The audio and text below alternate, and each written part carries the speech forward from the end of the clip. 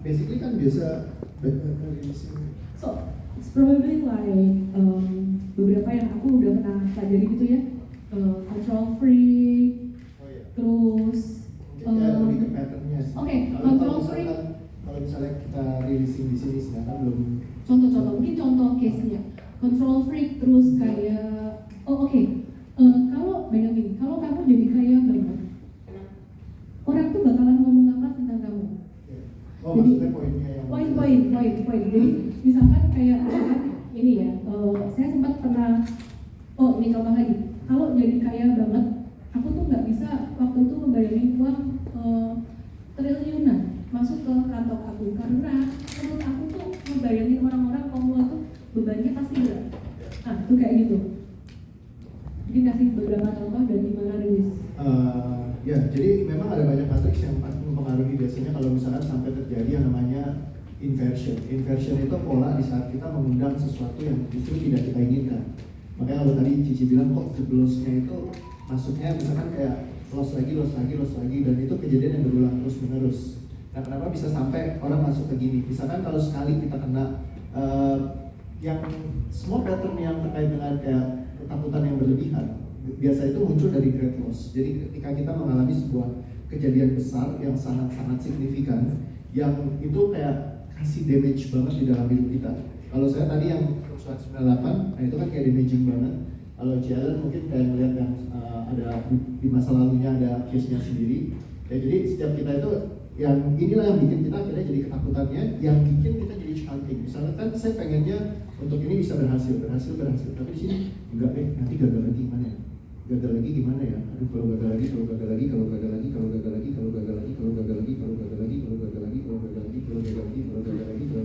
Apa yang terjadi? Kita nge-chanting kegagalan untuk masuk dalam hidup kita. Ya, jadi yang tadi Jalen sempat bahas, ketika di pikiran kita pengennya apa, tapi di bawah sadar kita, dia berkatanya apa? Karena yang di attract, kalau misalkan bicara tentang law of attraction, kita bicara tentang bukan apa yang kita pikirkan. Banyak orang yang selalu bilang, semua tentang pikiran, berpikirlah positif. Sering dengar seperti itu? Tapi it's not about positive thinking, malah jadi toxic positif, bisa jadi beban buat kita. Beban itu yang akan chanting, yang justru malah creating inversion, datangnya sesuatu yang keterbalikan dari yang kita inginkan. Ya, karena lukanya belum selesai, makanya chanting terus. Dan yang didatangkan bukanlah sesuatu yang kita pikirkan, tapi yang kita rasakan.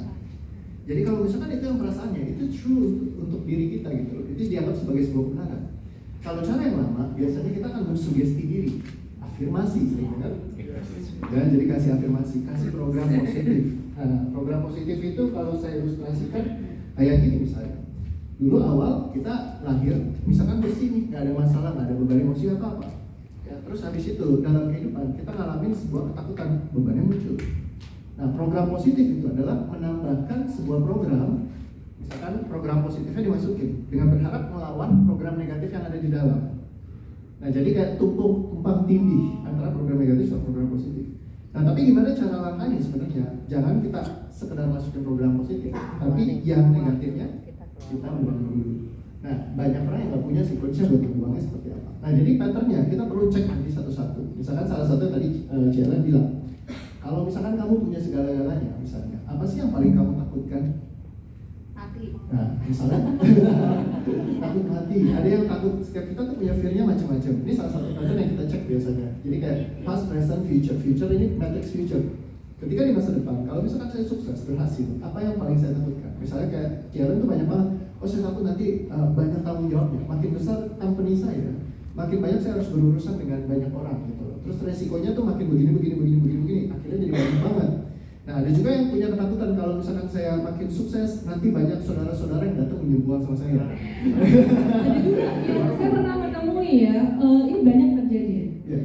Orang tuh takut kaya karena takut dilihat orang kaya, apalagi dilihat sama orang pajak. Sehingga ketakutan, ya saya nggak tahu tuh dapat dari mana gitu loh. Kalau kita udah tax planning dengan, makanya ada profesi namanya konsultan pajak gitu loh. Jadi kalau udah plan dengan baik ya nggak melanggar ya udah. Tapi ada orang yang sampai anxiety-nya di situ dan itu membuat dia nggak bisa kaya. Mental block di dalam. Terus ada lagi orang yang nanti kalau kaya, orang-orang lihat saya kaya,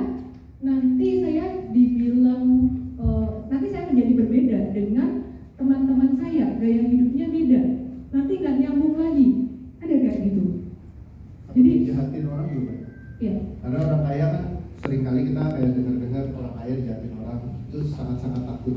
Terus makin kaya, nanti takutnya orang-orang itu yang datang ke kita cuma mau manfaatin kita doang. Jadi ada banyak banget yang bikin kita jadi fear-nya itu benar-benar kayak bikin kita jadi ngevote. Karena kita nggak mau jadi seperti itu. Atau misalkan orang kaya itu serakah, orang kaya itu jahat. Tergantung dari value-value yang ditanamkan sejak kita kecil nih. Kita melihat prosesnya seperti apa. Nah seringkali ini nggak beraturan di dalam bawah sadar kita. Nah itu yang bikin kita jadi takut akhirnya. Jangan sampai deh saya jadi kaya. Akhirnya yang terjadi bawah sadar kita yang ngesabotasein. Makanya setiap kali mau ngapain, ininya yang tarik balik gitu loh. Bukan dari pikiran kita, tapi perasaannya yang nahan kita untuk supaya nggak sukses kayak gitu.